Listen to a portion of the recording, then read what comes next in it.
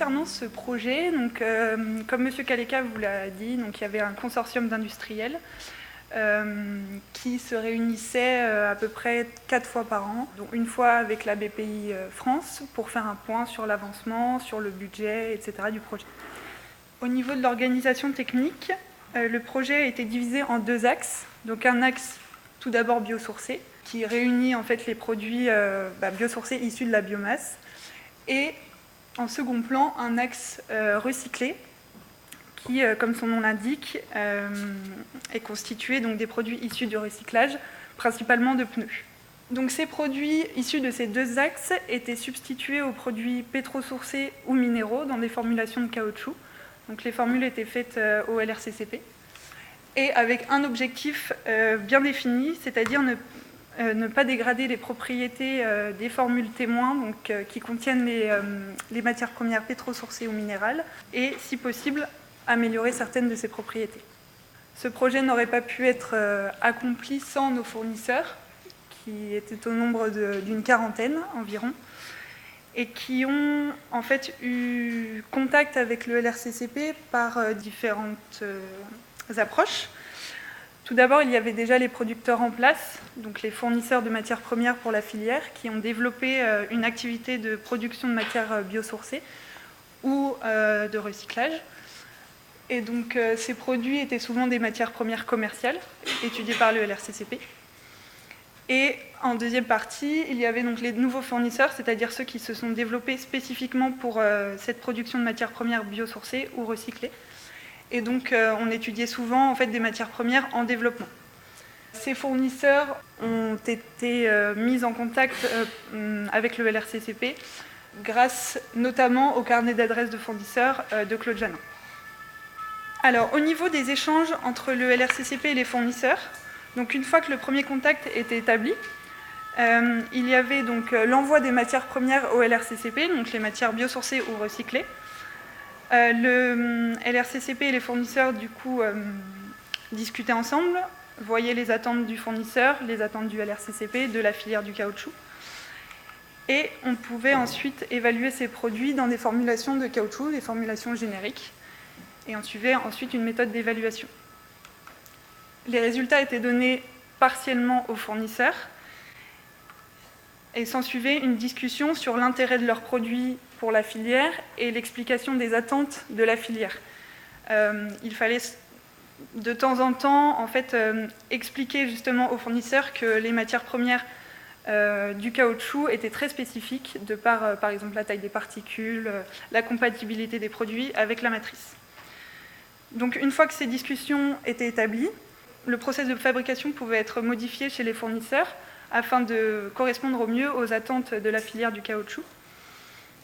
Et on revenait ensuite à la première étape, c'est-à-dire l'envoi des matières premières, donc modifiées, au LRCCP. Et ainsi de suite, donc évaluation des produits, etc. Suite à toutes ces évaluations, un compte-rendu était réalisé, donc un compte-rendu avec les résultats partiels, pour les fournisseurs et les résultats totaux pour le consortium, qui pouvait ensuite exploiter ces résultats. Concernant les produits et les fournisseurs, donc les produits qui ont été testés et les fournisseurs qui ont été en contact et qui ont travaillé pour ce projet, dans l'axe biosourcé, le LRCCP a travaillé sur 3 grandes familles de produits. Tout d'abord les charges, avec l'amidon, les nanotubes de carbone biosourcés par exemple, les plastifiants, avec les huiles de tournesol, coco, colza, etc. Et la 3e famille donc, étaient les élastomères, donc élastomères fabriqués à partir de canne à sucre, dents de lion, goyeux. Concernant maintenant l'axe recyclé, il y avait 3 grandes familles de produits qui ont été testés. Tout d'abord les caoutchoucs dévulcanisés ou régénérés. Donc c'est en fait des produits finis qui vont subir une opération de dévulcanisation pour casser les ponts qui ont été créés pendant la vulcanisation. Et ces caoutchoucs dévulcanisés vont ensuite être réintroduits en tant qu'élastomères, charges dans une matrice. Suite à ça, il y avait également les poudrettes et les granulats. Les noirs de carbone recyclés qui ont occupé une grosse partie également du projet. Ces noirs de carbone recyclés vont être également issus du recyclage de pneus, qui vont subir un processus de pyrolyse Et suite à cette pyrolyse, on va pouvoir récupérer différents produits, dont le noir de carbone recyclé. Il y a eu également d'autres produits recyclés qui ont constitué une toute petite partie du projet, donc notamment l'oxyde de zinc recyclé, le fioul, etc. Maintenant, je vais vous parler des méthodes d'évaluation d'un point de vue technique au LRCCP. Donc, tout d'abord, on recevait donc un produit biosourcé ou recyclé. Le LRCCP et les fournisseurs donc, discutaient de leurs attentes mutuelles et on pouvait donc intégrer ce produit dans une formulation caoutchouc, donc des formules génériques qui sont utilisées par la filière actuellement avec des produits pétrosourcés ou minéraux. Ces formules ont été testées selon deux grandes familles de formules.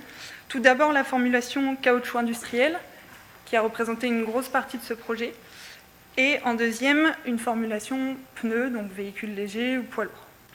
Une fois que cette formule était établie, le LRCCP pouvait réaliser les mélanges, donc avec un mélange témoin contenant les produits pétrosourcés ou minéraux et un mélange bioproof contenant ces nouveaux produits. Les propriétés des caoutchoucs étaient enfin évaluées. Au début du projet, les propriétés majeures des caoutchoucs, c'est-à-dire les propriétés classiques comme les propriétés rhéométriques ou les propriétés mécaniques, ont été testées afin de faire un tri entre les matières premières intéressantes pour la filière et les matières premières qui n'étaient pas compatibles avec le projet. Puis, vers le fin du projet, on pouvait donc tester les propriétés spécifiques de ces caoutchoucs, qui vont être vraiment les propriétés spécifiques qui vont être vraiment cherchées par un domaine d'application. Je pense par exemple aux propriétés dynamiques pour les formulations de pneus, par exemple. Donc, suite à cette évaluation des propriétés, une comparaison entre le mélange témoin et le mélange bioproof était effectuée et on pouvait livrer donc des conclusions sur la compatibilité du produit avec notre formule étudiée. Donc, il y avait trois conclusions possibles. Première conclusion, le produit était incompatible avec la formule de caoutchouc et même avec la filière du caoutchouc, de par ses propriétés de base ou autres. Donc, dans ce cas-là, les essais étaient arrêtés sur cette matière. Deuxième conclusion, le produit était prometteur pour la filière. Et dans ce cas-là, donc, grâce au compte-rendu des essais qui a été fait par le LRCCP, aux fournisseurs et surtout aux partenaires, ceux-ci pouvaient donc évaluer ces formules sur des pièces réelles en industrie, en production. Et troisième conclusion, le produit était potentiellement prometteur, mais il fallait peut-être aller un peu plus loin. Donc, soit voir d'autres propriétés qui pouvaient plus correspondre à ce produit. Donc, dans ce cas-là, il y avait également deux conclusions. Soit il était prometteur pour d'autres applications, et dans ce cas-là, on revenait à la même conclusion que la deuxième conclusion. Soit il était incompatible, et donc on revenait à la modification du process de fabrication de ce produit chez le fournisseur, dans la mesure du possible, évidemment. Et dans ce cas-là, on revenait donc au début avec l'envoi d'un nouveau produit, les essais, etc. Donc voilà pour les méthodes d'évaluation. Donc les formules étaient donc bien définies, utilisées actuellement par la filière. Et donc on a pu, grâce à cette méthode, avoir des résultats assez fiables sur ces produits. Je vais donc maintenant faire une petite conclusion sur les produits testés, ce qui nous semble, selon nous, être les familles de produits les plus intéressantes pour la filière. Florence Bruno vous parlera un peu plus en détail de ses conclusions du projet. Donc, pour résumer, il y a eu environ une centaine de produits testés dans ce projet. Et donc, on a pu identifier quelques familles de produits qui sont intéressantes pour la filière. Donc, il y en a trois grandes. Tout d'abord, les plastifiants biosourcés, qui présentent l'avantage d'être en grande disponibilité sur cette planète. Et on a remarqué donc des propriétés équivalentes, voire améliorées par rapport aux produits pétrosourcés qui sont introduits dans les caoutchoucs. Les inconvénients majeurs, ce sont la compatibilité avec l'élastomère qui n'est pas toujours évidente et pas toujours la même que les huiles pétrosourcées. Le comportement thermique de ces huiles, avec notamment la transition vitreuse qui n'est pas la même que les huiles actuellement utilisées dans la filière. Et ces huiles comportent en général des températures de fusion, ce qui est donc à bannir pour la filière. On note aussi des masses moléculaires plus faibles, ce qui peut poser un problème en formulation. Deuxième grande famille intéressante pour la filière, ce sont les noirs de carbone recyclés, qui présentent des propriétés rhéologiques améliorées, donc des propriétés de mise en œuvre améliorées par rapport aux noirs classiques. Et ce sont surtout les coupages, donc RCB pour noir de carbone recyclé et SCB pour noir de carbone standard. Ce sont ces coupages-là qui vont être intéressants. Mettre 100% d'un noir de carbone recyclé, pour l'instant, on ne va pas obtenir encore les mêmes propriétés qu'avec un noir de carbone standard. L'inconvénient majeur de cette famille de produits, ce sont qu'en fait les méthodes d'essai et d'évaluation des noirs standards n'est pas adaptée aux noirs de carbone recyclés.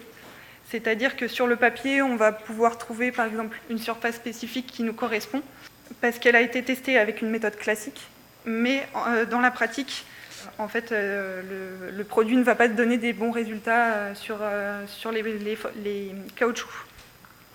Donc il faut revoir ces méthodes d'essai sur les RCP, développer des méthodes d'essai spécifiques à ces noirs de carbone recyclés pour enfin avoir des informations fiables sur ces noirs.